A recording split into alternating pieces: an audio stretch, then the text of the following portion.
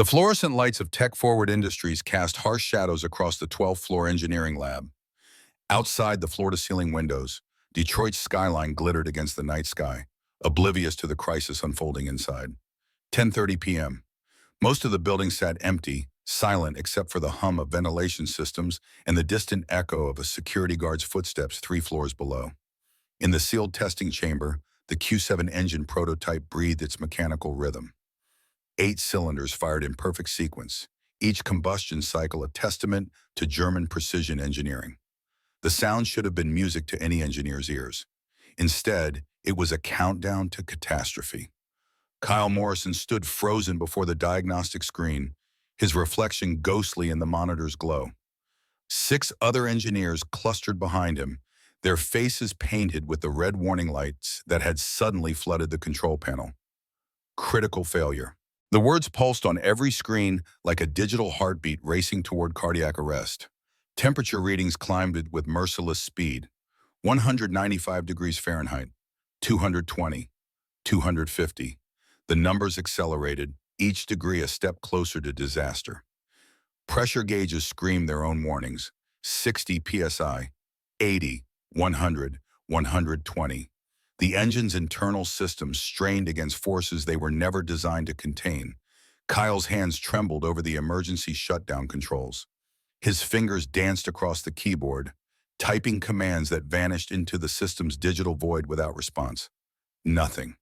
The engine ignored every instruction, every desperate attempt to stop its march toward a destruction. "Emergency protocols aren't responding." His voice cracked on the last word. 8 years of MIT training reduced to helpless panic. Behind him, Jennifer Park grabbed her phone with shaking hands. "I'm calling fire department." "No time." Marcus Chen pushed past her to the main console, his own fingers flying across the interface. "Override's been locked out. Someone disabled the safety systems." The temperature gauge hit 300 degrees. In the testing chamber, the engine's chrome surface began to shimmer with heat distortion. Coolant lines that should have been routing excess thermal energy away from critical components hung limp and useless. 320 degrees. 350. A countdown timer appeared on the main screen, summoned by the engine's own failing consciousness. 90 seconds. The system's final warning before catastrophic failure transformed $8 million of cutting-edge technology into a bomb. 85 seconds. The engineering team stood paralyzed, their combined decades of education and experience utterly inadequate for this moment. They had designed systems, run simulations, passed every theoretical test. But theory offered no salvation when metal began to fail and physics turned hostile. 70 seconds. None of them noticed the sound of running footsteps in the corridor outside. None of them saw the door burst open, propelled by a force born of pure instinct and old training that never quite faded. Marcus Hayes hit the doorway at full sprint, his maintenance uniform a blur of navy blue against the lab's sterile white walls. His eyes took in the scene with the speed of a man who had learned to process chaos in fractions of seconds. Flashing screens, panicked engineers, temperature readings that made his blood run cold. And beyond the reinforced glass of the testing chamber, the engine. Glowing now with its own contained fury, metal expanding beyond safe tolerances, pressure building in systems designed to withstand force but not sabotage. 60 seconds. Behind Marcus, a small figure appeared in the doorway. Maya Hayes, 7 years old, clutching a teddy bear that had seen better days. Her eyes, wide with the particular terror that children feel when they sense their parents' fear, found her father's back. Marcus spun, his combat-trained reflexes making the movement a blur. In 2 strides, he crossed to his daughter, dropping to one knee so their eyes were level. "Maya." His voice carried the forced calm of a man who had once talked teammates through live firefights. "Remember the safe room I showed you? The break room with the heavy door?" She nodded, too frightened to speak. "Run there now, lock the door. Don't come out until I come get you." He pressed his building access card into her small hand. "Go, baby, fast as you can." "Daddy." Her voice was barely a whisper. "I'll be right there, I promise." He kissed her forehead, a benediction and a prayer. "Go." Maya ran, her sneakers slapping against the polished floor, the teddy bear clutched tight against her chest. Marcus watched until she disappeared around the corner, then turned back to the crisis with the full force of his attention. 45 seconds. Everyone out! His voice carried the bark of command, a tone that had once moved men through doorways where death waited on the other side. Clear the floor, now! Kyle Morrison stood rooted, staring at the maintenance worker, who suddenly spoke with a voice that demanded instant obedience. We can't just leave it. If it explodes the whole building. I know. Marcus was already moving toward the testing chamber's access door. Which is why you need to evacuate while I handle it.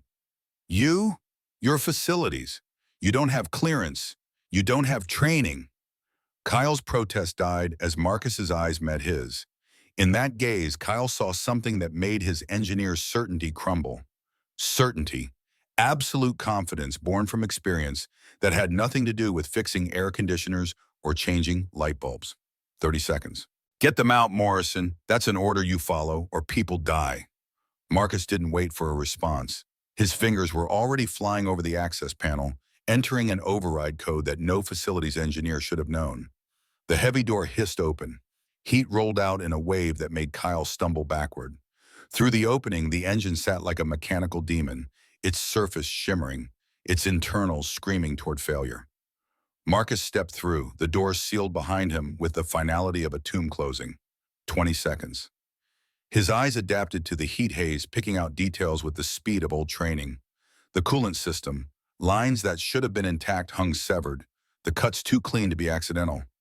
Someone had done this deliberately, carefully, with knowledge of exactly which systems to disable for maximum destruction. The pressure valve, jammed with a precision that spoke of intent, not malfunction. Whoever sabotaged this engine knew their craft. 15 seconds. Marcus grabbed a fire extinguisher from the wall mount, hefted its weight, then brought it down on the jam valve with controlled violence. Once.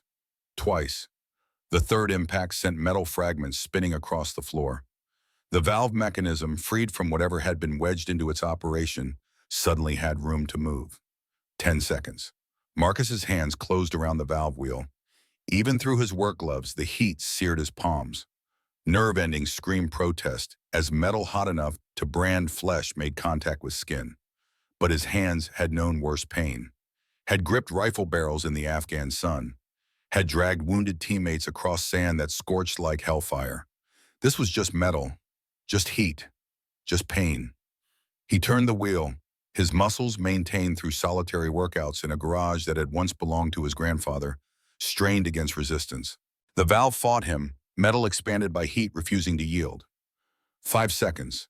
Marcus planted his feet, found leverage in stance that had been drilled into him by instructors whose faces he could still see when he closed his eyes, and pushed every ounce of force into that wheel. It moved. 1 degree. 2. 4 seconds.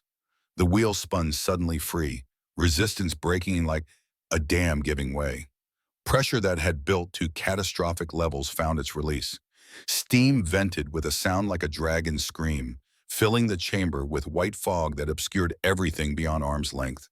3 seconds. Marcus held the valve open, his burned palms locked around metal that felt like it was melting into his skin. Through the steam, he could see the pressure gauge. 140 psi, 120, 90, 2 seconds, 70, 60, 50, 1 second, 40 psi. The engine's internal pressure dropped below critical threshold. The countdown timer on the diagnostic screen outside stopped its advance toward 0. Held, flickered, then changed. Critical failure became pressure normalized. Red light cycled to yellow, then to green. 0 seconds. Safe. Marcus released the valve. His hands, freed from their grip, showed angry red burns that would blister within minutes. He looked at them with distant curiosity, as if they belonged to someone else. The pain would come later, after the adrenaline faded. It always did. He turned toward the exit just as the door burst open. Kyle Morrison stood in the opening, his face pale, his eyes wide with something between disbelief and understanding.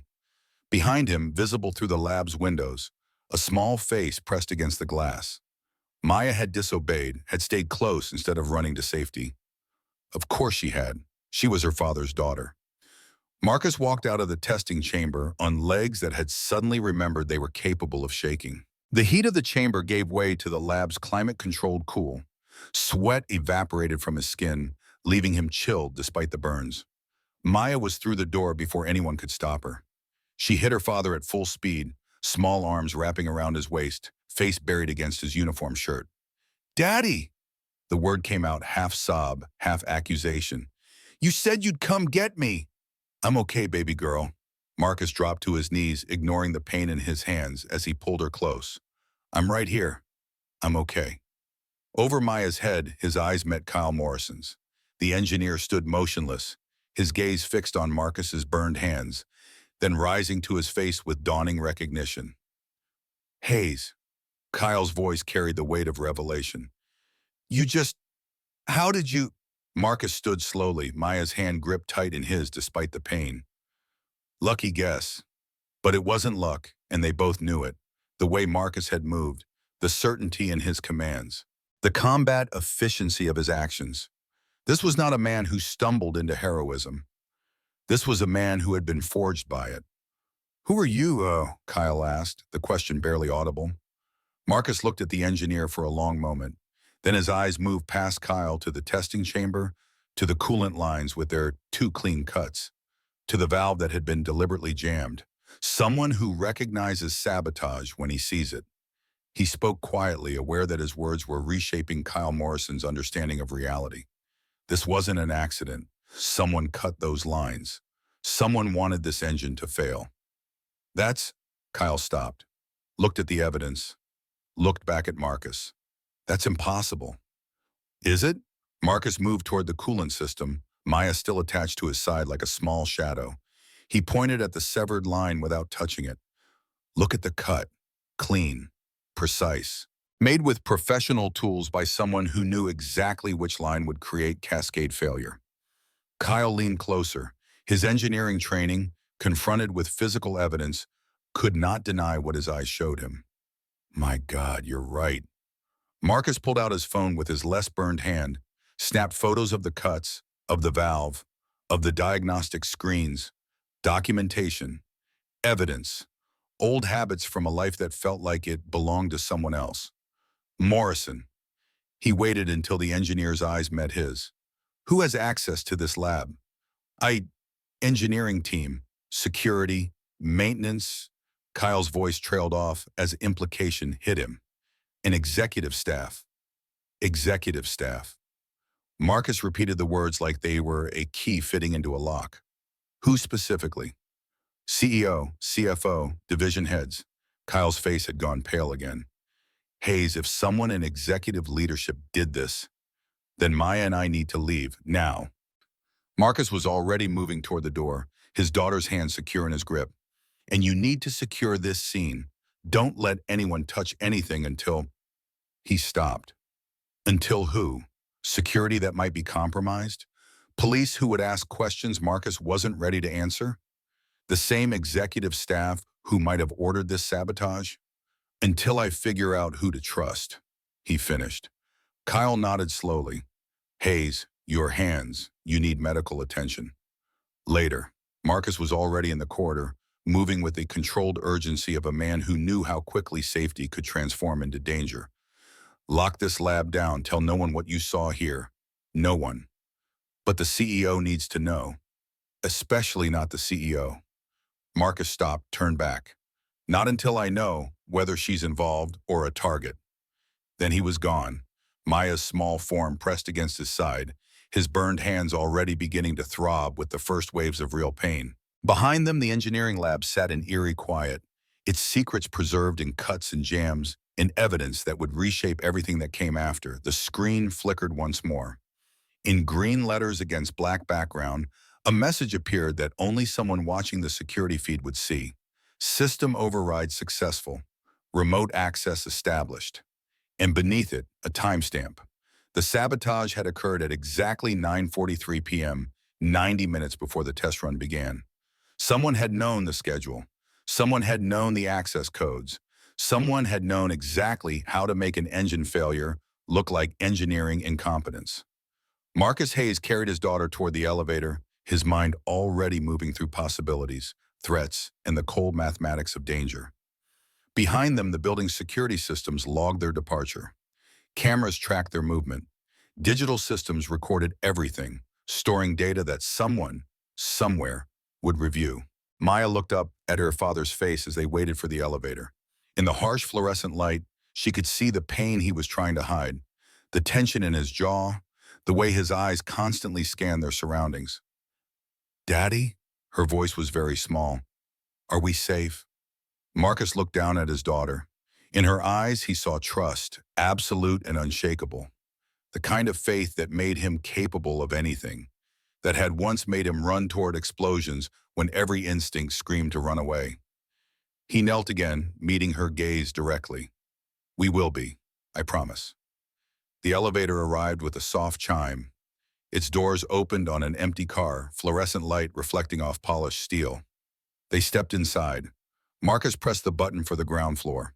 As the doors closed, the last thing visible was the engineering lab's door, sealed tight, its secrets locked within. The screen faded to black. White text appeared against the darkness. 8 weeks earlier. And beneath it, in smaller letters, a question. How did a Navy SEAL end up pushing a mop? The image dissolved into morning light.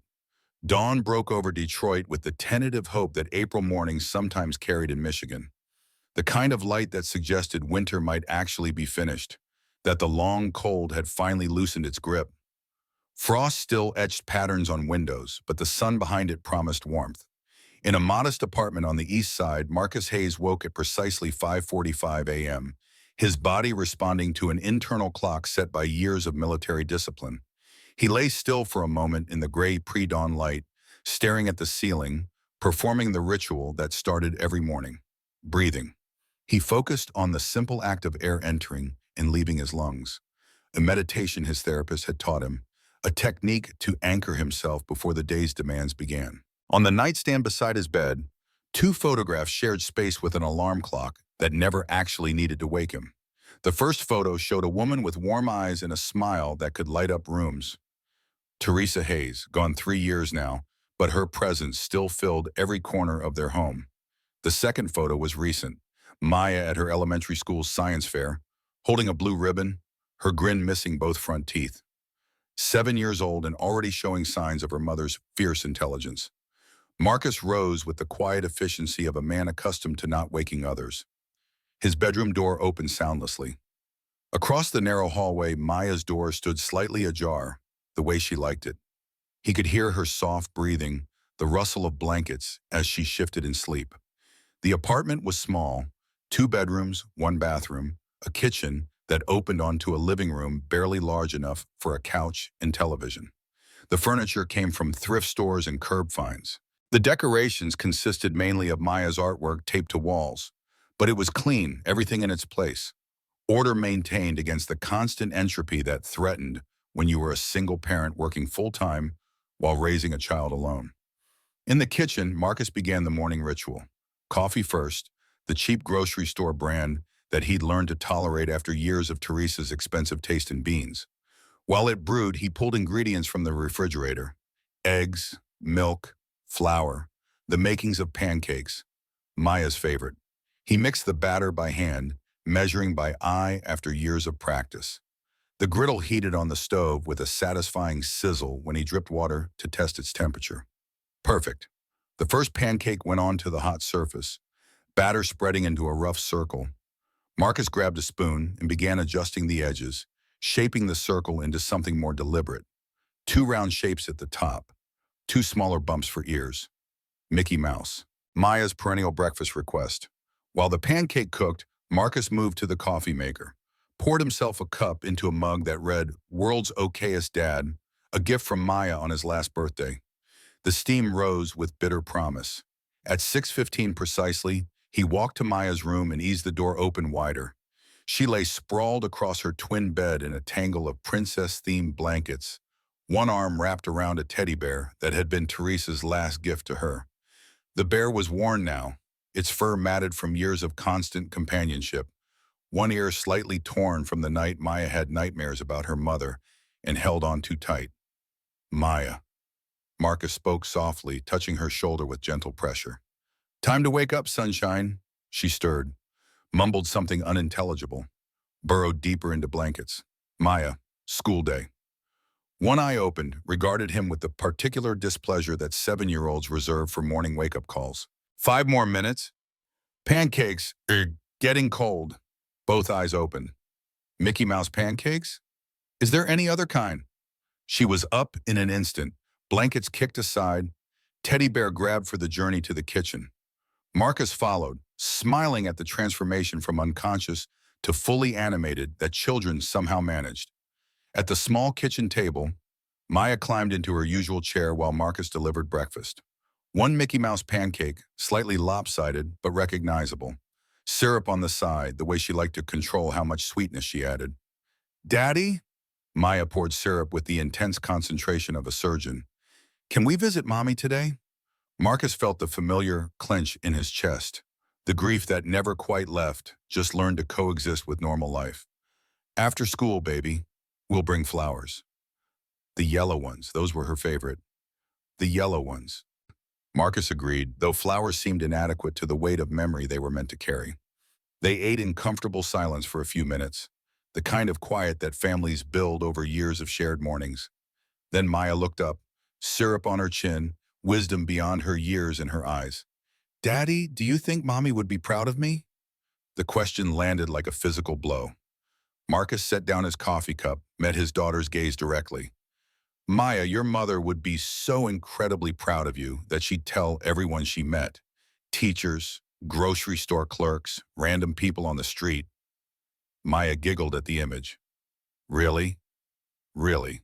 Marcus reached across and wiped the syrup from her chin with a napkin. You're smart, kind, brave, everything she hoped you'd be. And you, Daddy? Is she proud of you? That question cut deeper. Marcus looked at his daughter, at this child who carried her mother's eyes and apparently her ability to ask questions that exposed truth with surgical precision. I hope so, baby. I try to make choices she'd respect. Maya nodded, satisfied with this answer in the way children sometimes are. She returned to her pancakes while Marcus stood to prepare her lunch, peanut butter and jelly sandwich, apple slices, juice box. The same lunch he'd made countless times, muscle memory taking over while his mind stayed with Maya's question. Would Teresa be proud of the man he'd become after her death, of the choices he'd made, the career he'd abandoned, the life he'd built in the ruins of their shared dreams? He didn't know, couldn't know, could only hope that love counted for something in whatever accounting happened after death. At 7:30, they were in Marcus's car, a 2007 Honda Civic that had seen better decades, its paint oxidized, its interior worn, but its engine maintained with the kind of care that came from necessity. A breakdown meant missed work, lost wages, potential disaster in the careful balance of their budget. Maya sat in the back seat, mandated by safety laws until she turned 8. She clutched her backpack, ready for another day of second grade, chattering about a science project they were starting. We get to make volcanoes, Daddy, real ones that explode. Sounds messy. The best science is always messy. Mrs. Palmer says so.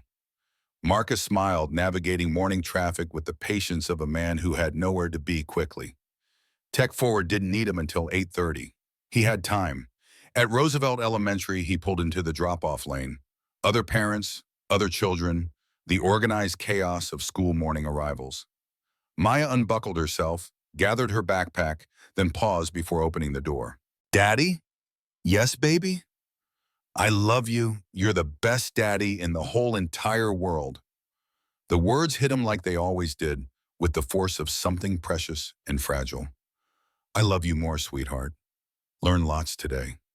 She grinned, missing teeth on full display, then was out of the car and running toward the school's main entrance where her friends waited. Marcus watched until she disappeared inside, a habit born from fear that if he looked away too soon, something terrible might happen in that unguarded moment.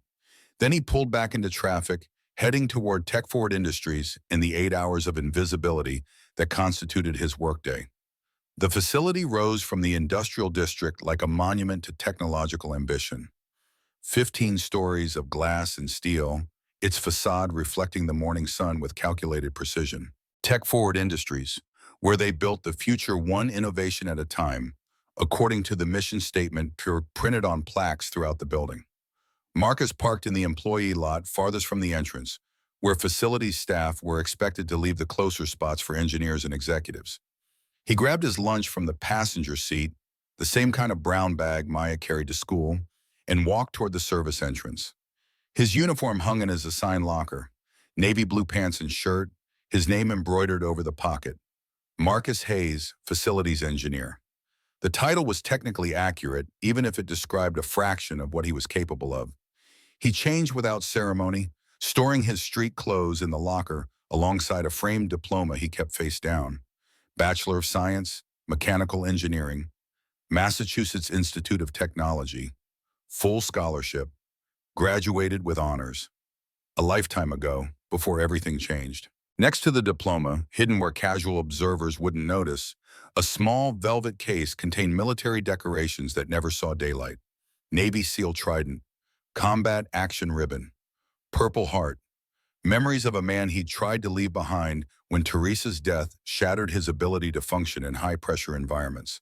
Marcus closed the locker without looking at either the diploma or the medals. Some mornings were harder than others. At 8:30 precisely, he punched his time card and began his rounds. The facilities department existed in the spaces between visible work. They fixed what broke, maintained what ran, ensured the smooth operation of systems that everyone else took for granted. Today's assignments came via tablet. Replace HVAC filters on the 7th floor. Repair a leaking pipe in the 2nd floor women's restroom. Install new fluorescent tubes in the cafeteria. Invisible work. Important work. The kind that kept buildings functional but earned no recognition from the people who depended on it. By 10 a.m., Marcus was on the 7th floor, up to his elbows in an air handler, when voices from the adjacent engineering bay caught his attention.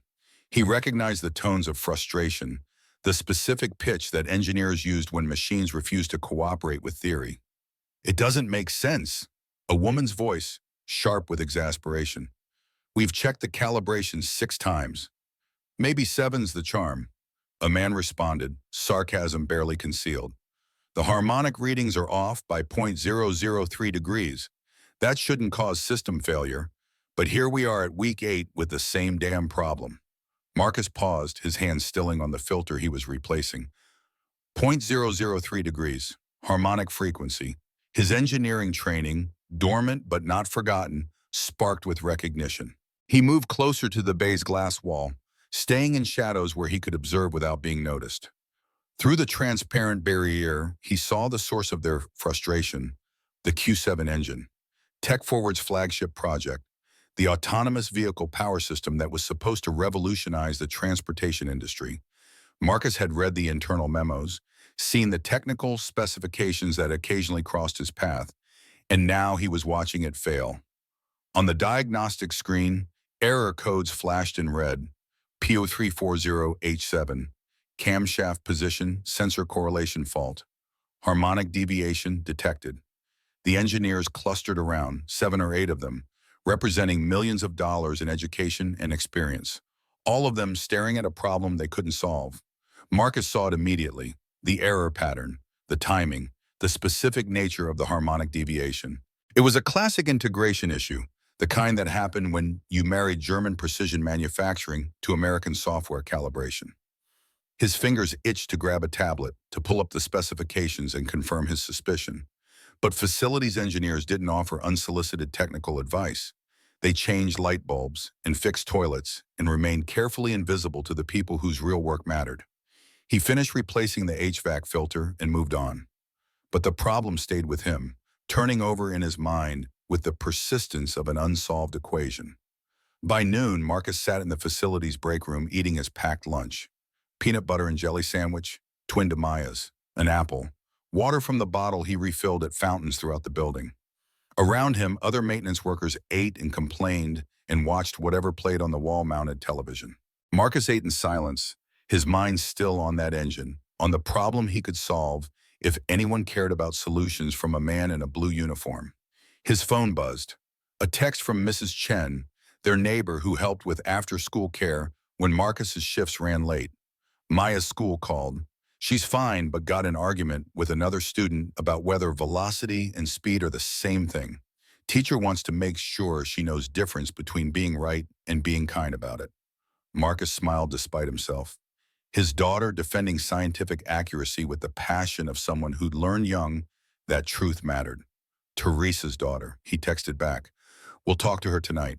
Thanks for letting me know.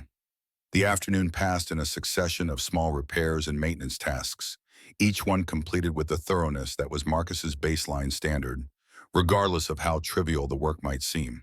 His grandfather had taught him that lesson in the Detroit garage where Marcus had learned to love machines. Do it right or don't do it at all, Thomas Hayes had said, his weathered hands guiding young Marcus through an engine rebuild. Doesn't matter if you're fixing a Ferrari or a Ford Escort. The work matters, your integrity matters, nothing else. Marcus carried that lesson into every task, even changing light bulbs in a cafeteria where no one would notice or care about the quality of his work. At 4 p.m., he clocked out and headed to Roosevelt Elementary for pickup. Maya waited with Mrs. Chen in the designated area, her backpack looking somehow heavier than it had that morning. Daddy! She ran to him, launching herself with the absolute confidence that he would catch her. He did, swinging her around before setting her down. I heard you had an interesting day. Maya's face fell slightly. I got in trouble. For being right. For telling Danny Reynolds he was wrong in front of everyone. Teacher said I could have been nicer about it.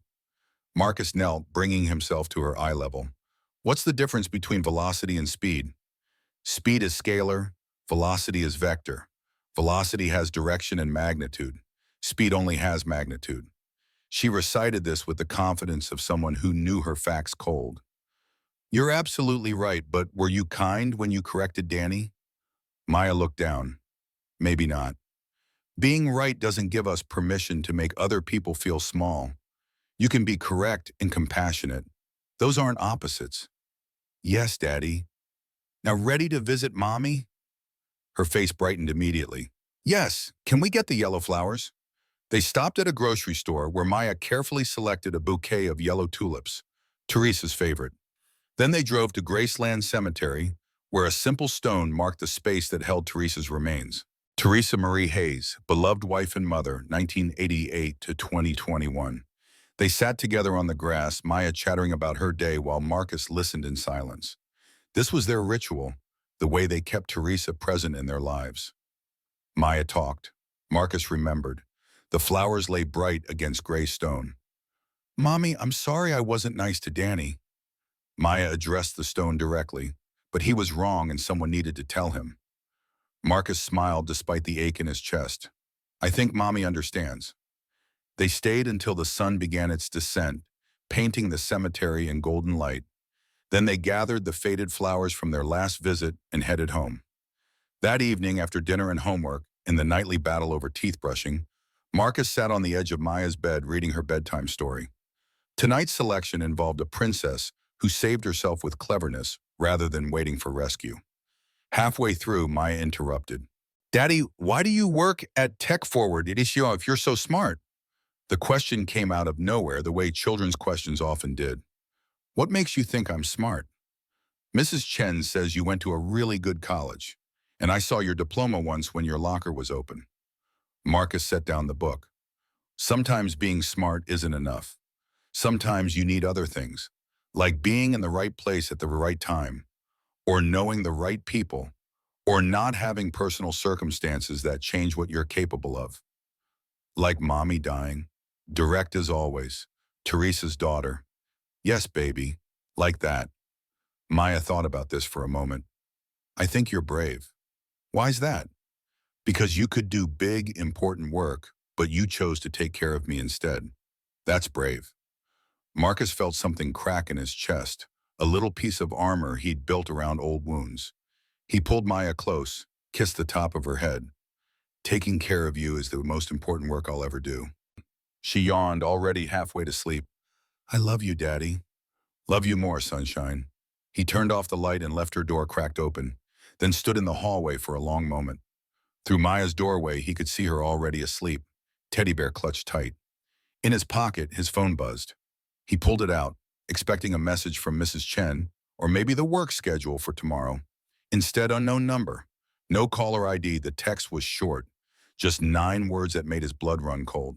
Stop looking. Teresa ignored warnings. Look what happened. Marcus stared at the screen. Teresa, someone was bringing up his dead wife. Someone knew he'd been what? Looking into what exactly? But even as he asked himself that question, he knew the answer. The files he'd found in Teresa's old laptop, the financial discrepancies she'd discovered in her work as Richard Sterling's personal accountant, the numbers that hadn't added up, the shell companies, the missing money. $73 million dollars vanished over 5 years through accounting sleight of hand that Teresa had been unraveling when her car's brakes had failed on a rainy night 3 years ago. Marcus had convinced himself it was paranoia, grief-seeking patterns and random tragedy. But now someone was confirming his fears. Teresa hadn't died in an accident. She'd been killed for seeing too much, for asking too many questions, for being the kind of person who couldn't ignore wrongdoing even when ignoring it would have kept her safe. Marcus deleted the text with shaking hands, looked down the hallway at Maya's door, at his sleeping daughter who was all he had left of the woman he'd loved. They'd killed Teresa, and now they were watching him, warning him, threatening him. He should stop, should forget the files, abandon the questions, protect Maya by staying invisible and unimportant. But he thought of Teresa, of her absolute commitment to doing what was right, regardless of personal cost. Thought of what she would want, what she would expect from him. And he thought of Maya growing up in a world where corruption went unchallenged, where powerful people could kill with impunity, where truth mattered less than convenience. In his mind, he heard his grandfather's voice. Do it right or don't do it at all. Marcus locked the apartment door with careful precision, checked the windows.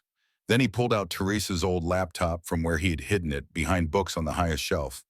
The files were still there, encrypted, but Teresa had left him the password in her last words before the accident, a phrase he'd thought was nothing but delirious fear. Victor Ashford, Steel Foundation, follow the money. He opened the files and began to read. Someone needed to finish what Teresa had started, even if it cost him everything, even if it put Maya at risk. Because sometimes being a father meant more than just keeping your child safe. Sometimes it meant showing them what courage looked like, even when you were terrified, especially then. The laptop screen glowed in the dark apartment, casting Marcus's face in blue light. Outside, the city continued its evening rhythms, unaware that in a modest apartment on the east side, a man was making a decision that would reshape everything to come. Marcus Hayes, facilities engineer, had lived in careful invisibility for 3 years. That invisibility was about to end. The morning after the near explosion, Tech Forward Industries hummed with an undercurrent of tension that rippled through every floor. Word had spread the way news always does in organizations built on information. Something had happened in the engineering lab, something dangerous, something that a facilities worker had somehow prevented. Marcus arrived at 7 a.m., earlier than usual, Maya holding his hand as they entered through the service entrance. His burned palms were bandaged, white gauze that drew curious stares from coworkers who normally didn't notice him at all. He'd told Maya the bandages were from work, nothing to worry about, a small injury that would heal quickly. She'd accepted this with the trust that children grant their parents, absolute and unquestioning. Mrs. Chen met them in the lobby, taking Maya for the day. Marcus watched them go, his daughter's backpack bouncing with each step, before turning toward the maintenance department. But his path took him past the executive elevator, and as he approached, the doors opened to reveal Catherine Sterling. She stepped out, flanked by 2 board members, deep in conversation about quarterly projections and Autobahn contract timelines. Her suit was impeccable charcoal gray, tailored to project authority without softness. Her blonde hair pulled into its usual severe bun, the CEO armor, perfectly maintained. Then her eyes landed on Marcus, on his bandaged hands. Her conversation stopped mid-sentence. For 3 seconds that stretched into something longer. They looked at each other. Catherine Sterling, who had barely registered his existence before last night. Marcus Hayes, who had saved her company's future with burned palms and knowledge he wasn't supposed to possess. Mr. Hayes, her voice carried the careful neutrality of someone speaking in front of witnesses. I need to see you in my office, immediately. The board members exchanged glances. Marcus nodded, following as Catherine strode toward the executive elevator without waiting to see if he obeyed. The doors closed on the three of them, creating an enclosed space that amplified the silence. One board member cleared his throat. Ms. Sterling, the facilities matter can surely wait until after our budget meeting. The facilities matter prevented our flagship project from exploding last night, Robert. Catherine's eyes never left the elevator numbers climbing. I'd say that takes precedence over budget discussions. Robert fell silent. The elevator reached the 15th floor, opening onto executive territory that Marcus had only seen through service access. Marble floors, original artwork, the kind of wealth that announced itself through restraint rather than ostentation. Catherine's office occupied a corner, floor-to-ceiling windows offering views of Detroit's skyline. The space was organized with surgical precision. Minimal decoration except for one photograph on her desk, silver-framed and positioned where she could see it from her chair. Richard Sterling, Catherine's father, caught mid-laugh at some company event. She dismissed the board members with a gesture. "Give us the room." "Catherine, I don't think it's appropriate for you to meet alone with staff," Robert began. "Out." The single word carried the kind of authority that ended discussions. The door closed. Catherine moved to her desk but didn't sit. Instead, she turned to face Marcus fully, her CEO mask slipping slightly to reveal something more complicated underneath. Concern. Confusion. The first crack in armor he'd only seen perfectly maintained. "Show me your hands." Marcus held them up, the white bandages stark against his dark skin. "How bad?" "Second-degree burns. They'll heal." "You should have gone to the hospital last night." "And left Maya alone?" She was terrified. Catherine's expression shifted at the mention of his daughter. The little girl who was waiting outside the lab, 7 years old, holding a teddy bear like her world was ending. "That's Maya. You brought her to work at 10:30 at night." It wasn't quite an accusation, but close enough that Marcus felt the need to defend his choices. "My shifts run late sometimes. She's safer with me than home alone, Mrs. Chen usually watches her, but last night was an emergency." Catherine walked to the windows, looking out at the city below. "I watched the security footage, all of it. You didn't hesitate, didn't panic. You moved through that crisis like someone trained for exactly that situation." Marcus said nothing. "The way you assessed the scene, the commands you gave, the override code you entered that no facilities engineer should know, and then you stepped into a chamber that was seconds from exploding." She turned back to face him. "Who are you, Marcus Hayes?" The question hung between them, weighted with implications that could reshape his carefully constructed invisibility. Marcus considered his options. Lie and maintain cover, tell partial truth, or trust this woman with the full weight of who he'd been before grief and circumstance reduced him to a blue uniform and a maintenance cart. He thought of Teresa's files still hidden in his apartment, of the text message that had threatened his family, of Maya who deserved better than a father too afraid to fight back. "I need to show you something." He pulled out his phone, navigated to photos he'd taken months ago, documents he'd never intended to share. "But first I need you to understand why I'm showing you, and why I haven't until now." Catherine moved closer, her posture shifting from CEO to something more human, more vulnerable. "Show me." Marcus opened the first file, bank statements highlighted and annotated in Teresa's careful handwriting. "This is from 5 years ago, your father's personal accounts." Catherine's eyes scanned the numbers. "I don't understand. These are legitimate transactions." "Look at the dates, then look at this." He swiped to the next image. "Company financial records, showing R&D budget allocations that match the personal account deposits down to the dollar." "Someone was transferring money from company accounts to my father's personal accounts?" Catherine's voice had gone very quiet. "No, someone was transferring money through your father's accounts to shell companies he didn't know existed, using his access codes, his authorization, making it look like he was embezzling when he was actually being framed." Marcus watched understanding dawn on Catherine's face, followed immediately by denial. "That's impossible. Our CFO would have caught that. Victor Ashford personally reviews every transaction over $50,000. Victor Ashford is the one doing it." The name dropped into the space between them like a stone into still water. Ripples of implication spreading outward, reshaping everything they touched. You're accusing our CFO of embezzling through my father's accounts. Catherine's voice had turned cold, defensive. That's an extraordinary claim that requires extraordinary evidence. I have the evidence. Marcus swiped through more borrowings. $73 million over 5 years, routed through 15 shell companies, all of them leading back to Victor through layers of corporate structure designed to hide the connection. Catherine stared at the phone screen, her professional composure cracking further. How do you have this? Where did you get these files? My wife found them, Teresa Hayes. She was your father's personal accountant. Recognition flickered across Catherine's face. Teresa Hayes, I remember her. Brilliant with numbers. She died in a car accident 3 years ago. Her brakes failed on a rainy night. She lost control on I-75, crashed into a barrier at 70 miles an hour. Marcus heard his own voice, distant and clinical, describing the night that had shattered his world. The police called it an accident, mechanical failure, bad luck. But you don't think it was an accident. I know it wasn't. Marcus pulled up the last file. Teresa's final notes, dated the day before she died. She was going to tell your father about the embezzlement that morning. She documented everything, had proof that would have destroyed Victor Ashford. Catherine read the notes, her face draining of color with each line. When she looked up, her eyes held something Marcus hadn't seen before. Fear.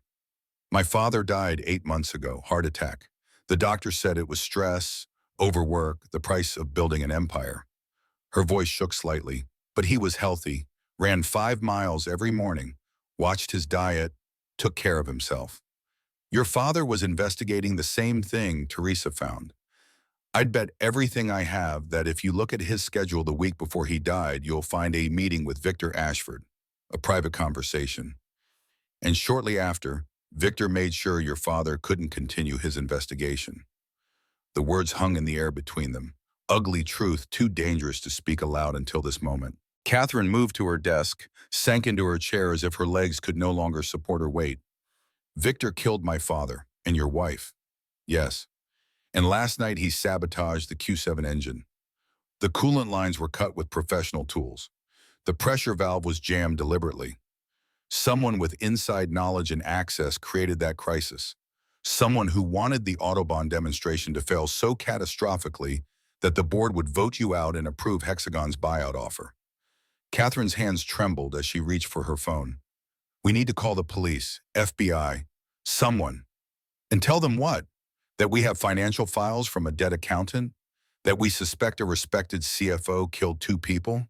That an engine failure might have been sabotage? Marcus shook his head.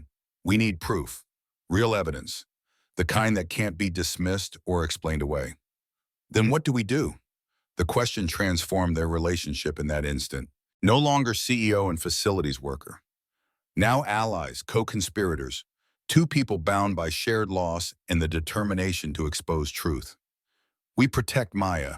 She's the only thing that matters if Victor realizes I'm investigating. Marcus met Catherine's eyes directly. And we finish what Teresa and your father started. Catherine sat very still for a long moment. Then she stood, her CEO armor returning with visible effort. Your daughter, where is she now? With Mrs. Chen, our neighbor. She helps with childcare. That's not safe enough. Not if Victor knows you're a threat. Catherine moved to her desk, picked up her phone.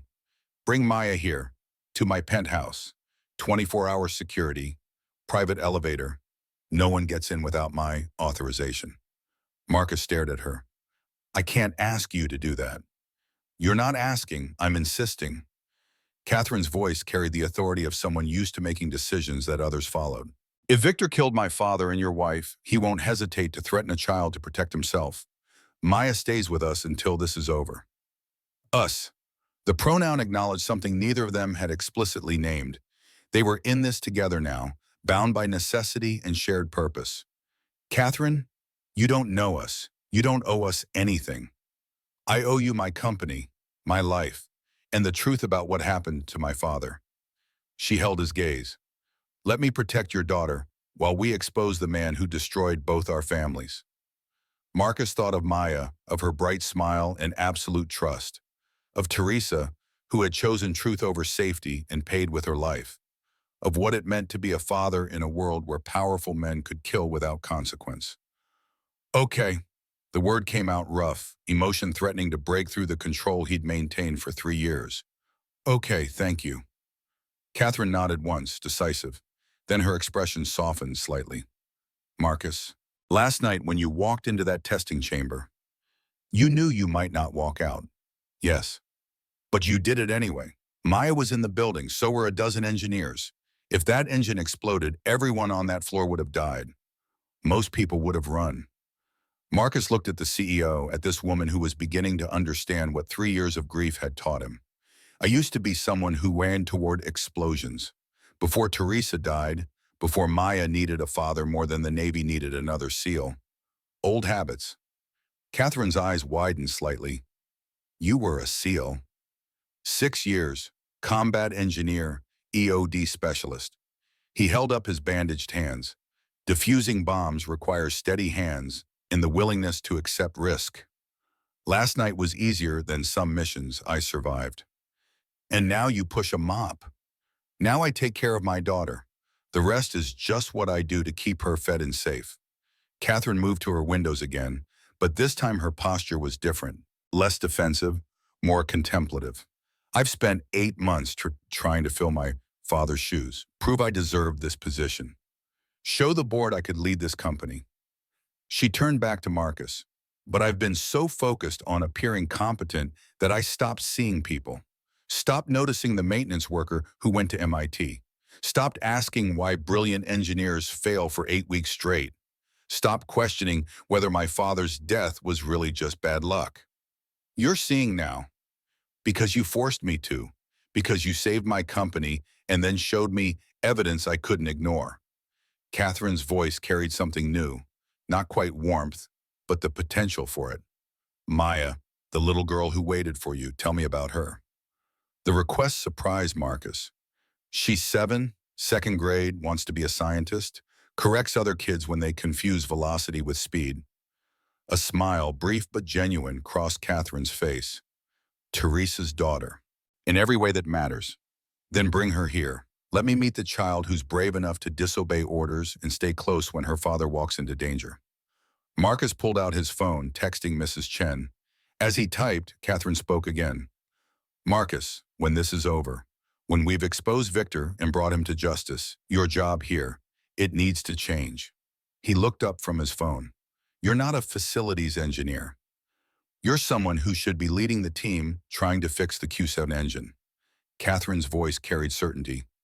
Someone who saw the solution in seconds while my MIT graduates struggled for weeks. That's who you really are. I haven't worked as an engineer in 3 years. But you could, if circumstances were different, if you had support, if someone gave you the chance to be more than invisible. The offer hung between them, possibility and promise wrapped together. Marcus wanted to accept immediately, to reclaim the part of himself he'd buried with Teresa. But reality intruded, practical and unforgiving. Maya needs stability, flexible hours, a father who's present. Then we'll make that part of the arrangement. This company owes you more than we can ever repay. Let us start by giving you back what you lost. Catherine held his gaze. Not Teresa, never that, but the work you loved, the person you were before grief forced you into hiding. Marcus felt something crack in his chest, old wounds acknowledging the possibility of healing. First we stop Victor. First we stop Victor, Catherine agreed. Then we rebuild what he destroyed. Your career, my father's reputation, Teresa's legacy. All of it. The door burst open without warning. Maya stood in the doorway, Mrs. Chen behind her looking apologetic for the interruption. But Marcus's attention locked on his daughter. On the way, her eyes scanned the room with the particular wariness that children develop when their world has become unpredictable. Daddy? Maya's voice was small. Mrs. Chen said you wanted me to come here. Are we in trouble? Marcus crossed to her in 3 strides, kneeling so they were eye level. Not trouble, baby. Just a change of plans. Remember how I told you we might have an adventure? Maya nodded, clutching her teddy bear. Well, Miss Sterling has invited us to stay at her house for a few days. Would you like that? Maya's eyes shifted to Catherine. evaluating with the careful attention of a child who'd learned early that adults weren't always trustworthy.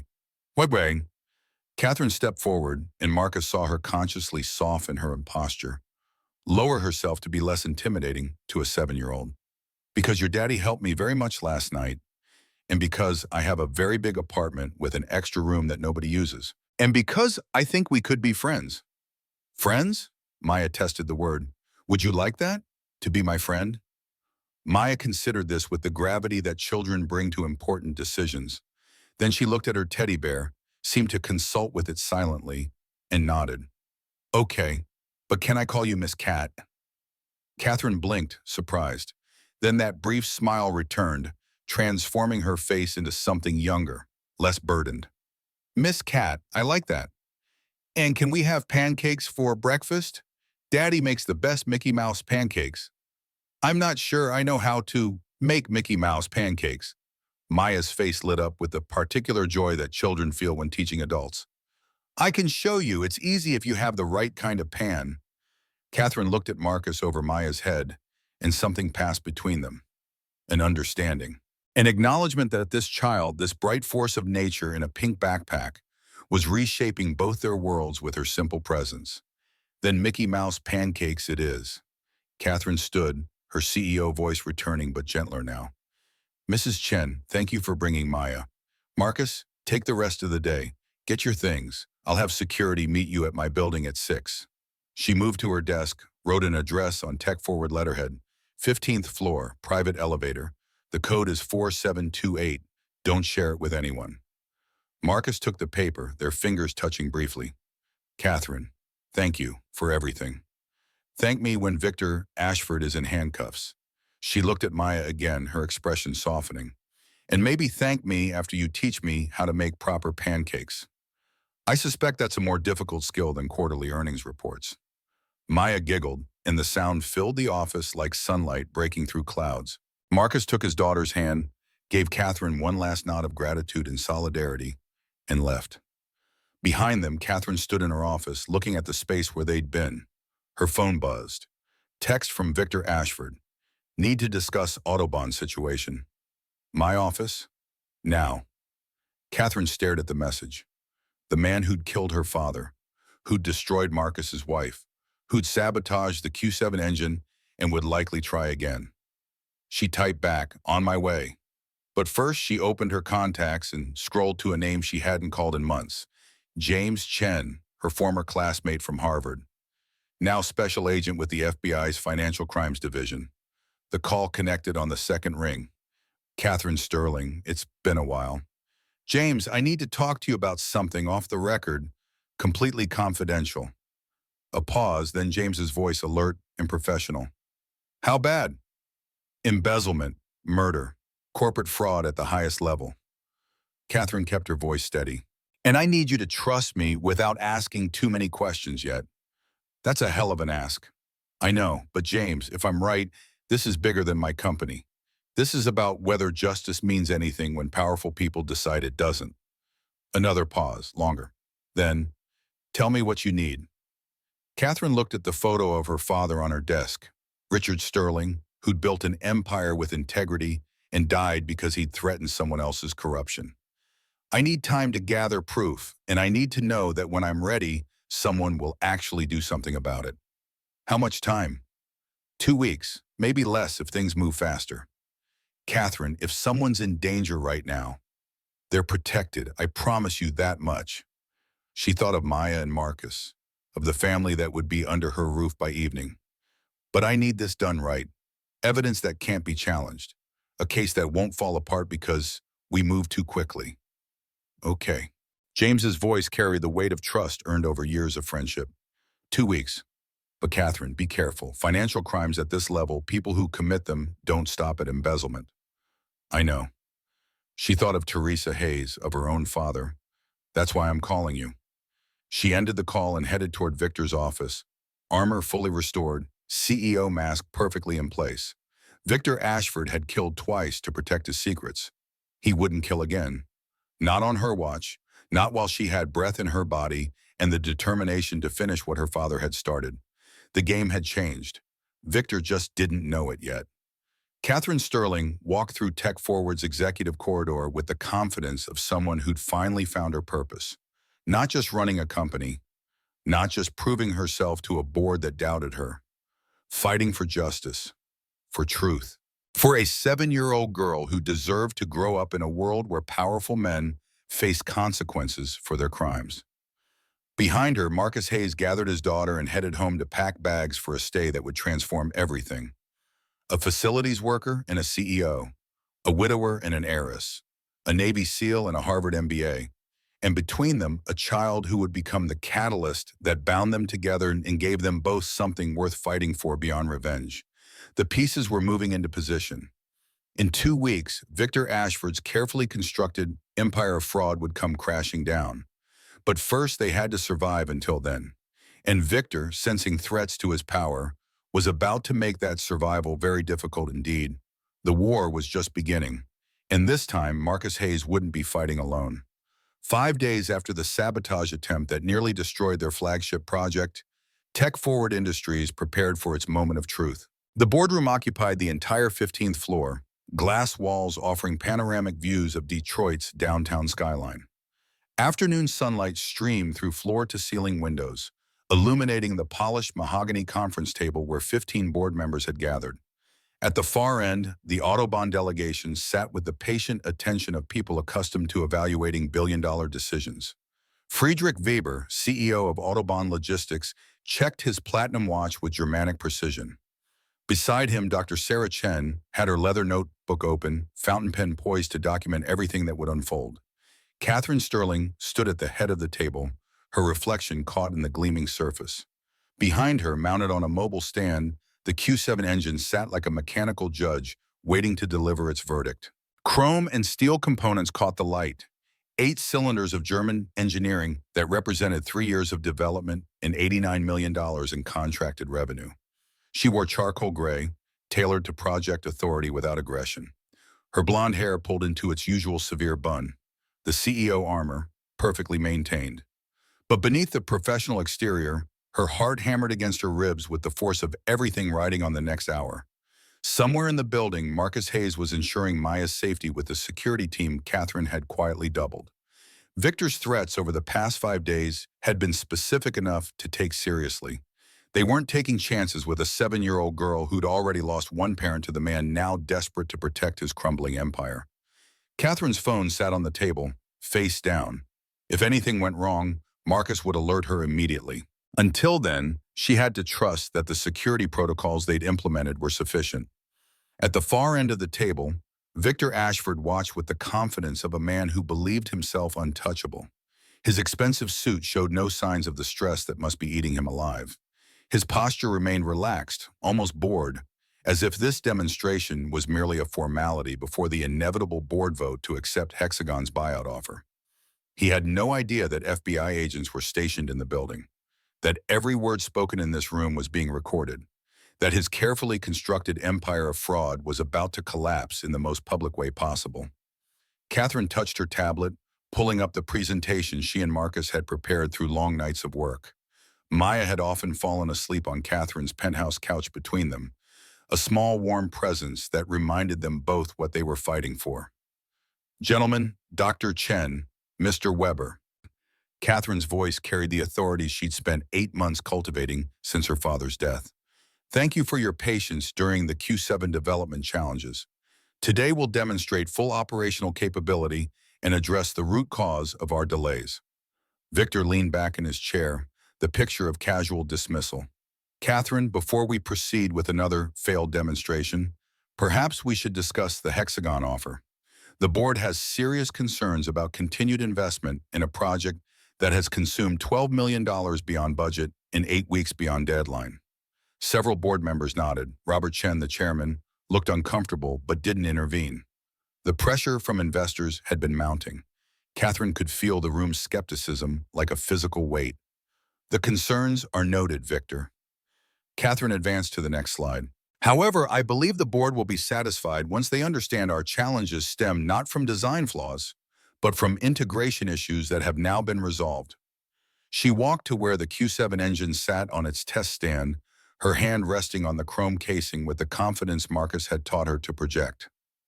For 8 weeks, our team struggled with a specific failure pattern. 11 minutes and 42 seconds of operation, then catastrophic overheating. Our engineers approached this as a software problem. They were brilliant, dedicated, and completely wrong about the root cause. Dr. Chen leaned forward, interest sparked. The issue was mechanical harmony between precision German manufacturing and American software calibration. Catherine pulled up oscilloscope readings that showed the subtle phase mismatch Marcus had identified in one night of observation. Mr. Marcus Hayes, our senior engineering consultant, identified the solution within hours of examining the problem. She gestured to Kyle Morrison, who stood ready near the engine. Mr. Morrison will install the corrective component and initiate our test sequence. Kyle moved with practiced efficiency despite the scrutiny from Autobahn and board members. The harmonic dampener, precisely machined over the past 3 days, slid into position between cam and crank with satisfying precision. Torque wrench, 95 pound-feet, exactly to specification. Connection verified. Sensors aligned. Systems ready, Mr. Sterling. Catherine nodded once. Begin test sequence. The engine came to life with a sound that made Dr. Chen's eyebrows rise slightly. Not the struggling, irregular rhythm that had plagued previous attempts. This was mechanical symphony, 8 cylinders firing in perfect synchronization, each combustion contributing to harmony instead of fighting against it. Diagnostic screens blazed green across the board. Temperature readings held steady at 192 degrees Fahrenheit. Oil pressure maintained at 58 psi. Phase correlation showed optimal with 0 deviation detected. The room held its collective breath as minutes ticked past. 5, then 10. The engineers who'd spent 8 weeks chasing this problem leaned forward in their seats, hardly daring to hope. 11 minutes approached like a deadline with teeth. 11 minutes, 30 seconds, 11 minutes and 42 seconds. The engine purred on, indifferent to the history of its failures, oblivious to the 127 previous tests that had ended in frustration at this exact moment. 12 minutes, 15, 20. Friedrich Weber stood slowly, moved closer to the diagnostic displays as if physical proximity could reveal deception that instruments couldn't detect. He studied the readings with the intensity of a man whose reputation depended on technical accuracy. Bemerkenswert, the German word slipped out before he caught himself. Remarkable. Phase alignment holding perfectly. Temperature management actually exceeds baseline specifications by 2.3%. Dr. Chen was already calculating, her pen moving in sharp, efficient strokes. Performance efficiency measuring at 97.1%. That's nearly 3% above theoretical maximum for this configuration. Victor shifted in his seat, his casual confidence showing its first visible crack. One successful test doesn't validate 8 weeks of failure and $12 million in overruns. This could be statistical anomaly. We'd need extensive validation before. Then let's eliminate the statistics. Catherine's voice cut through his objection with surgical precision. Let's discuss why those 8 weeks of failure occurred in the first place. She pulled up security footage on the main screen. Timestamp clearly visible. 21:43, 5 nights ago. The testing chamber, empty except for the Q7 engine running its automated diagnostic cycle. Then a figure entering the frame. The board members leaned forward, trying to identify the person whose face remained carefully angled away from the primary cameras. But Catherine had better footage. She advanced to the next clip, this one from backup systems that most people didn't know existed. The figure's face came into clear view as he systematically disabled the primary security cameras before beginning his work. Thomas Brennan, Victor Ashford's personal assistant for the past 6 years. The video continued in silence, broken only by the engine's steady purr. Brennan moved with professional efficiency, cutting coolant lines with precision tools, jamming the pressure valve with a calibrated shim, disabling emergency shutdown protocols. Every action calculated to create catastrophic failure that would appear to be engineering incompetence rather than deliberate sabotage. Jesus Christ, Robert Chen's whisper carried in the silent boardroom. Victor had gone very still, his face draining of color as he watched his assistant commit corporate sabotage on high-definition video. But Catherine wasn't finished. She pulled up financial records, the files that Teresa Hayes had died trying to expose 3 years ago. Bank statements appeared on screen, transactions highlighted to show the unmistakable pattern. For 5 years, someone has been systematically embezzling from Tech Forward's research and development budget. Catherine kept her voice level, professional, giving no hint of the fury that burned behind her composure. $73 million routed through shell companies using sophisticated money laundering techniques, creating fake vendors, phantom consulting projects. My father discovered this pattern 8 months ago. She pulled up the next document. Death certificate, Richard Sterling. Cause of death listed as acute myocardial infarction. The official report called it a heart attack. Stress and overwork from building a company. Catherine's voice cracked slightly, the only sign of emotion breaking through her CEO mask. But my father was healthy. He ran 5 miles every morning, maintained excellent diet and exercise, and he'd made an appointment to meet with this board the day after he died, to present evidence of executive-level fraud. Another document replaced her father's death certificate. Teresa Hayes, cause of death, vehicular accident, mechanical brake failure. Teresa Hayes was my father's personal accountant, the woman who compiled the evidence you're seeing right now. She died in a single car accident on I-75. The police report called it brake failure. Tragic but not suspicious. Catherine looked directly at Victor, whose face had gone pale. She died the day after telling her husband she'd found proof of embezzlement, the day before she planned to report her findings to my father. The boardroom had gone absolutely silent. Even the Q7 engine's steady rhythm seemed muted by the weight of implication. Two people, both investigating the same financial irregularities, both dead within days of planning to expose what they'd found. Catherine advanced to the next slide. Convenient timing, unless you believe in coincidence on a scale that defies statistical probability. Victor stood abruptly, his chair scraping against polished floor. This is outrageous speculation. You're accusing me of murder based on coincidence and documents that could easily be fabricated. You demand nothing. Catherine's voice carried steel that silenced him mid-sentence. Because I have more than documents. She pressed play on an audio file. The boardroom speakers crackled to life with Richard Sterling's voice, captured 8 months ago on the recording device he'd worn to what would be his final meeting with his CFO. Victor, I know about the money. $73 million over 5 years through 15 shell companies. I have documentation, forensic accounting, everything needed to prove systematic fraud. Victor Ashford's voice, younger by 8 months but unmistakable in its controlled menace. Richard, you're making a very serious mistake. These are complex financial instruments that you don't fully understand. I understand theft. I understand betrayal. What I don't understand is how someone I trusted could steal from the company we built together. A pause on the recording, heavy with tension. Then Victor's voice, dropping its pretense of reason. You should be extremely careful with accusations like that. People who dig too deep into matters they don't comprehend sometimes have unfortunate accidents, health problems, sudden cardiac events that even the best doctors can't predict or prevent. Is that a threat? It's friendly advice from someone who cares deeply about your continued well-being. The recording ended. The silence that followed felt thick enough to choke on. Victor's face had transformed from pale to ashen. His hands gripped the edge of the conference table as if the physical world was tilting beneath him. That recording is inadmissible, could be edited, fabricated, taken out of context. Forensic audio analysis by the FBI confirms authenticity. Catherine gestured toward the boardroom entrance, where the double doors opened to admit 3 federal agents in dark suits, their badges clearly visible.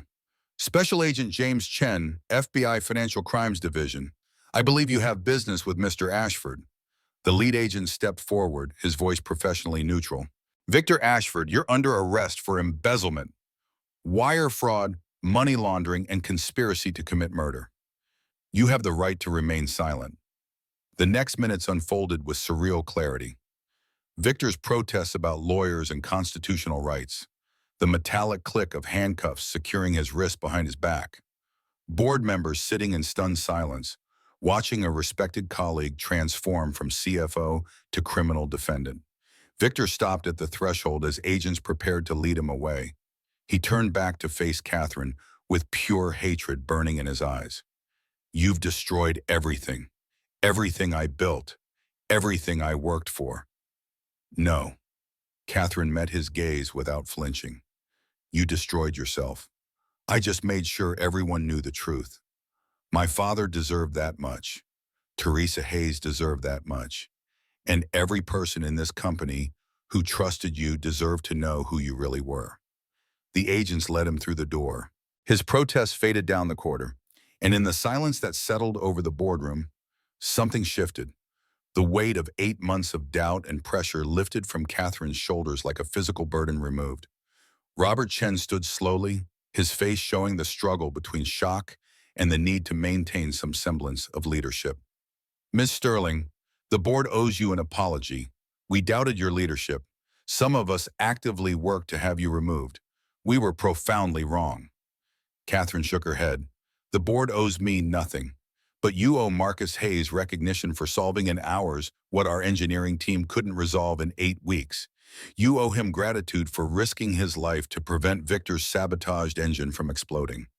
And you owe his late wife Teresa the acknowledgement that she died trying to protect this company's integrity. The boardroom door opened again. Marcus entered with Maya's hand secure in his, followed by the security team leader who gave Catherine a subtle nod. All clear. Maya was safe, had been safe the entire time, protected in a secure conference room 3 floors down, with 2 armed guards and enough coloring books to keep a 7-year-old occupied. Maya saw Catherine and broke free from her father's grip, running across the polished floor with the absolute trust of a child who'd decided someone was safe. Catherine dropped to her knees without thinking about dignity or professional image, catching Maya in a hug that was probably too tight, but felt necessary. You did it! Maya's voice was muffled against Catherine's shoulder. Daddy said you were being really brave in stopping the bad man. Your daddy was brave too. He's the one who figured out how to fix the engine. Maya pulled back to look at Catherine with eyes that held wisdom beyond 7 years. Are you going to live with us now? Forever? The question landed in the boardroom's silence with the impact of something too honest to ignore. Every eye turned to Catherine and Maya, to this moment of vulnerability made unexpectedly public. Catherine looked at Marcus over Maya's head, saw him nod slightly, giving permission for whatever answer felt true in this moment. Would you like that? Catherine asked gently. Yes, then we can be a real family like other kids have. Catherine pulled Maya close again, tears threatening to break through the professional composure she'd maintained through testimony and evidence and watching a man arrested for murdering her father. Then yes, sweetheart, I'd really like that too. The boardroom erupted in spontaneous applause. Even Friedrich Weber was clapping, his Germanic reserve cracking into something that looked almost like warmth. Sarah Chen stood and moved to where Marcus remained near the door, clearly uncertain about his place in this executive space. Mr. Hayes, that harmonic dampener design demonstrates exceptional engineering intuition. Autobahn would like to offer you the position of North American Technical Liaison. Salary $155,000 with performance bonuses and stock options in our joint venture. Marcus looked startled, still processing the transformation of his circumstances. Dr. Chen, I'm honored, but I need flexible hours. Maya's schedule, school events. We'll accommodate that. Dr. Chen smiled. Good engineering combined with integrity is rare enough that we structure positions around the talent, not the other way around. We'd be foolish to let you walk away over scheduling logistics. Robert Chen cleared his throat, drawing attention back to the board table. Mr. Hayes, Tech Forward would also like to extend an offer. Senior Engineering Director, working directly with Ms. Sterling to rebuild our technical programs and quality assurance protocols. We've learned a difficult lesson about judging capability by job titles instead of demonstrated skill. We won't make that mistake again. Marcus looked at Catherine, at this woman who'd transformed from distant CEO to ally to something that felt dangerously close to essential in just 5 days of crisis. She stood with Maya still in her arms, and the sight of them together did something to his chest that felt like old wounds beginning to heal after years of careful protection. I accept both positions. The words came out rough with emotion he didn't try to hide. For Teresa, who deserved to see her work lead to justice. For Richard Sterling, who built something worth protecting. And for Maya, who deserves to learn that truth matters more than power or convenience. Friedrich Weber stepped forward, extending his hand with formal precision. Then let us formalize our partnership. Autobahn confirms the $89 million contract. We look forward to working it with Tech Forward's new leadership team. The handshake sealed more than a business deal. It acknowledged transformation, vindication, the restoration of reputation destroyed by fraud and murder. It marked the moment when Marcus Hayes stopped being invisible and Catherine Sterling stopped being her father's uncertain successor. The Q7 engine continued its steady rhythm through all of this, indifferent to human drama, simply doing what it was designed to do now that someone had finally listened to what it needed. The sun had set by the time Catherine, Marcus, and Maya left Tech Forward's building. Downtown Detroit's lights reflected off glass towers, the city settling into its evening rhythms. They drove to Catherine's penthouse in comfortable silence, Maya dozing in the back seat, exhausted by a day she didn't fully understand but knew had been important. Catherine's living room felt different tonight, less like a showpiece of wealth and more like the beginning of something real. Marcus stood at the floor-to-ceiling windows while Catherine carried Maya to the guest bedroom that had become the child's unofficial space over the past 5 days. She returned to find Marcus still at the window, his reflection ghosted in the glass against the city lights beyond. Catherine poured 2 glasses of wine, offered him one, and they stood together watching Detroit transform into its nighttime self. "Thank you," Catherine spoke quietly, "for finishing what my father started, for risking everything to expose Victor, for trusting me when you had every reason to stay invisible. Thank you for protecting Maya, for giving us a safe place when we needed it most, for seeing past the uniform to who I actually am." They sipped wine in silence for a moment, both processing the day's weight. "Is that all we are?" Catherine asked. "People who helped each other through a crisis?" Marcus set down his glass and turned to face her fully. "No, I think we're the beginning of something neither of us was looking for but both of us need. I just don't know what that looks like yet. How to build it, how fast or slow is right. Then we figure it out together, no rush, no pressure, just honest about what we're feeling and what Maya needs." Marcus nodded, relief evident in his expression. "I haven't let anyone close since Teresa died. Haven't even considered it. But you're different. This is different. I just need time to learn how to trust again. I understand." Catherine moved closer. "I need the same thing. Time to be something other than my father's daughter or the company CEO. Time to figure out who Catherine Sterling actually is when she's not performing a role. We have time now. Victor's gone. The company's saved. We can take this at whatever pace feels right." Catherine smiled, a genuine expression that transformed her face from beautiful to luminous. "Maya asked if we're going to be a family. What do you think that looks like?" "I think it looks like 3 people learning to trust each other. Learning to build something new that honors what we've lost without being defined by it." Marcus touched her cheek gently. "I think it looks like giving Maya the stability she deserves while we figure out what we mean to each other." "I'd like that." They kissed then, slow and careful. Not desperate passion born from crisis, but the tentative exploration of 2 people acknowledging possibility. The beginning of something that might, with patience and honesty, grow into love. Maya's voice carried from the bedroom, groggy with sleep. "Miss Cat, I'm thirsty." Catherine pulled back, laughing softly. "Welcome to parenting. The timing is always perfect. You're learning fast." Catherine headed toward Maya's room while Marcus stayed at the window, processing the day's transformation. Victor Ashford in federal custody. Teresa vindicated. The Q7 engine operational. Autobahn contract secured. His career resurrected from the grave where grief had buried it. But more than professional victory or justice served, something else had emerged. The possibility that life could continue toward joy instead of remaining frozen in the moment Teresa died. That loving again didn't betray her memory, but honored it by refusing to let her death be the end of his capacity for happiness. Catherine returned, Maya successfully watered and tucked back in. "She wants you to read her a story. Something about a princess engineer.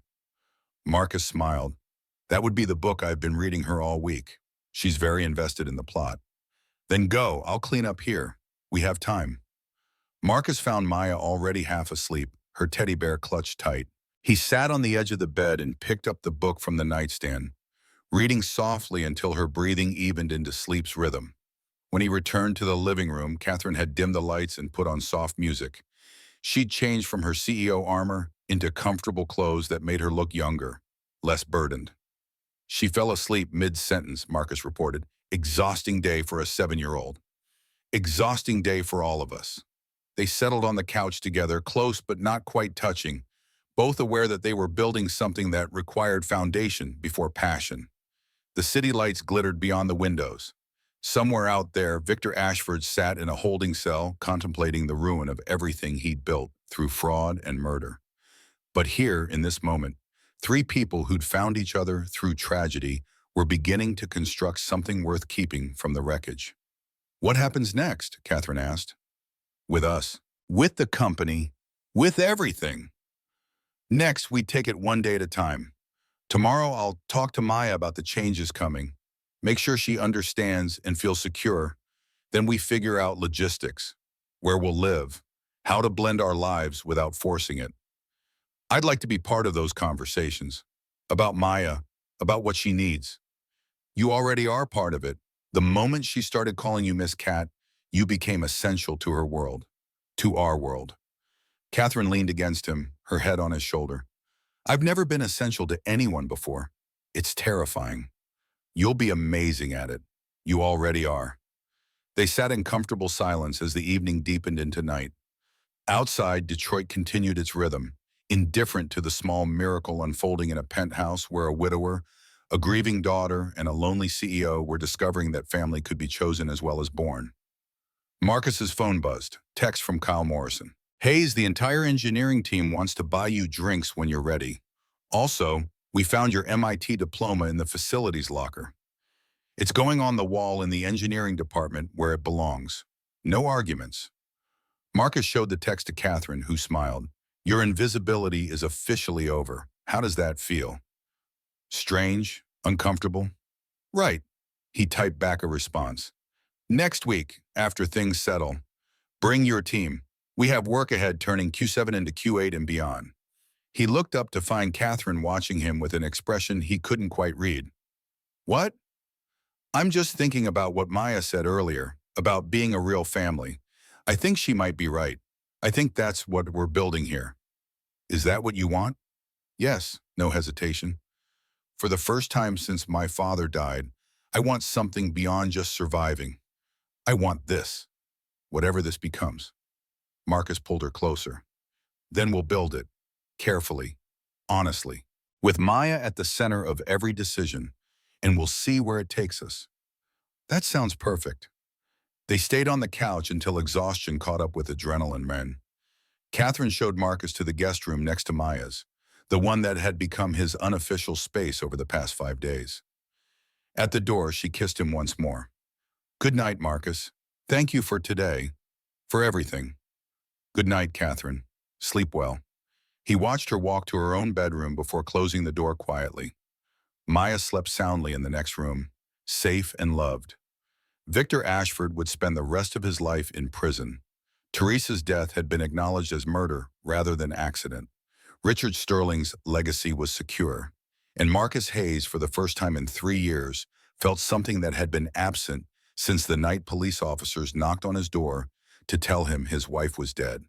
Hope, real and tangible. The knowledge that grief didn't have to be a permanent condition. That love lost could make room for love found without betraying the memory of what came before. He lay in bed, staring at the ceiling, Teresa's face appearing in his memory as it always did before sleep.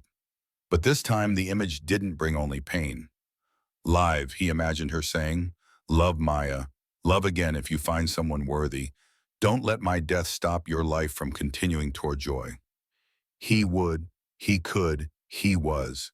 Tomorrow would bring new challenges. Media attention from Victor's arrest. Technical work transforming Q7 success into commercial production. Logistics of building a life that spanned different worlds. But tonight, Marcus Hayes allowed himself to rest in the knowledge that he'd done right by Teresa's memory, while opening himself to the possibility that the future could hold more than just survival. Morning light filled the kitchen of the house on Maple Street, 3 bedrooms in a quiet Detroit suburb where good schools met reasonable commute times. Marcus stood at the stove making pancakes while Maya did homework at the table, her backpack already packed for school. "Mom, how do you spell resonant?" Maya asked without looking up from her science project. "Resonance." Catherine answered while reviewing emails on her tablet, seamlessly managing CEO responsibilities and mother duties in the same breath. "Mom." The words still made Catherine catch her breath sometimes. Maya had started using it 3 months ago, casually, as if Catherine had always been her mother, and the transition from Miss Cat was simply natural progression. The doorbell interrupted breakfast routine. Marcus wiped his hands and headed to the front door, finding a delivery driver with a large box. He signed for it and carried the package to the kitchen. Teresa Hayes Memorial Scholarship Announcement. First recipients. Catherine set down her tablet and moved to stand beside him. They opened the box together, pulling out framed certificates. 50 names, 50 single parents whose lives would change because Teresa's death had ultimately led to something larger than tragedy. "She'd be proud of this," Catherine said softly. "Of you, of what you've built from her work. I think she'd be proud of you too, for what you've done with your father's company." Tech Forward had transformed over 6 months.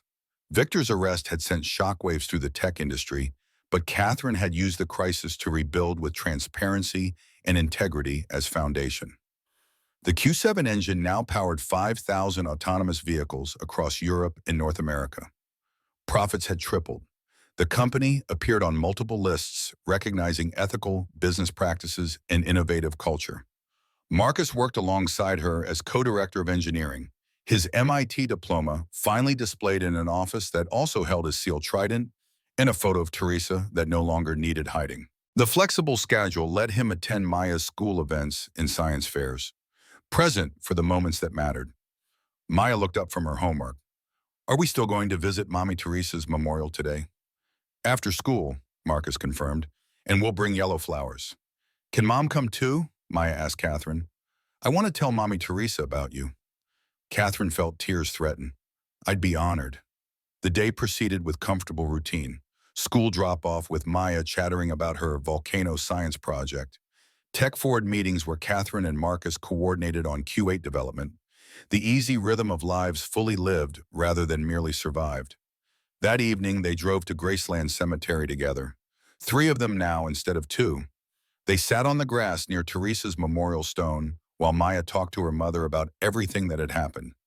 "Mommy, this is Catherine. She's my other mom now. She's really nice and she's teaching me about business. And she loves Daddy and they're getting married next month and I get to be in the wedding." Catherine's hand found Marcus's, their fingers interlacing with practiced ease. The engagement had happened naturally 2 months ago, a quiet proposal in their backyard under the stars. No grand gestures, just 2 people acknowledging they wanted to build something permanent together. "I think Mommy would approve," Maya decided. "Don't you think so, Daddy?" Marcus looked at his daughter, then at Catherine, then at Teresa's stone where yellow flowers rested against gray granite. "Yes, baby, I think she'd be very happy that we're taking care of each other." They stayed until the sun began its descent, painting the cemetery in golden light. Then they gathered their things and headed home to the house on Maple Street, to the life they'd built from the wreckage of loss and betrayal. That night, after Maya was asleep, Marcus and Catherine sat in their backyard watching stars emerge. They'd made this their ritual, these quiet evenings processing the day's events and planning the future. "Autobahn wants to expand the North American program," Marcus said. "They're building a research facility in Ann Arbor. Dr. Chen asked if I'd consider leading it. That's a significant opportunity. What do you think?" "I think I want your opinion first. It would mean more travel, different responsibilities, impact on our family." Catherine smiled at the word, "our family." "I think you should do what makes you happy and serves Maya's best interests. If that's leading Autobahn's facility, we'll make it work." "What makes me happy is this." Marcus gestured to encompass the backyard, the house, the life they'd created. Coming home to you and Maya, building something that matters beyond quarterly profits, being present for the moments that count. Then we have our answer. Tell Dr. Chen you're honored but committed to the life you've built here. Marcus pulled her close, kissed her temple. Have I mentioned lately that I love you? Not in the last hour. Terrible oversight. I love you, Catherine Sterling. Soon to be Catherine Sterling Hayes. I love how you've become Maya's mother. I love watching you transform from Ice Queen CEO into someone who makes Mickey Mouse pancakes. I love that you honor Teresa's memory while building our future. I love you too, Marcus Hayes. I love your integrity and patience. I love how you've taught me what family actually means. I love that you're giving me the chance to be something more than my father's daughter. They sat in comfortable silence, hands clasped, watching the universe wheel overhead. Inside, Maya slept peacefully, secure in the knowledge that she had two parents who loved her and each other, that the bad man was gone and the good people had won, that her mother Teresa lived on in memory and scholarship, while her mother Catherine lived on in daily presence and patient love. Do you think they'd approve? Marcus asked quietly. Teresa and your father, of what we've built. Catherine considered the question seriously, understanding that it mattered. I think my father would be proud that his company survived with its integrity intact. That truth mattered more than convenience, that we fought for what was right. And Teresa?